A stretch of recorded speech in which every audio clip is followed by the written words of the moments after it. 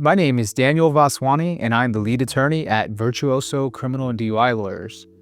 So now that you know what types of relationships qualify as domestic violence relationships or a qualifying relationship under the Penal Code and the Family Code, let's talk about the specific acts that would justify what would generally be referred to as domestic violence.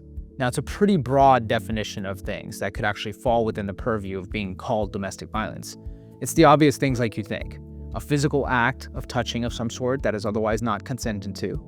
It could be harassment, it could be threats, it could be any degree of emotional or financial manipulation. The problem is that since the code so broadly defines these things, they can constitute not only civil causes of action, which I'll mention in a few moments, but potential criminal causes of action as well.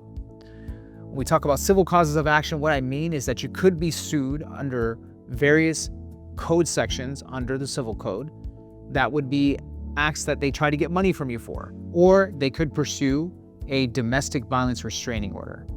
A domestic violence restraining order is a formal civil action whereby somebody tries to stop you from either communicating with them directly, indirectly, through third parties, and often those domestic violence restraining orders can have a significant effect on your status if you're not a citizen. It can have an effect on your ability to maintain your job. It can affect your ability to maintain firearms, potentially for up to 10 years or even life.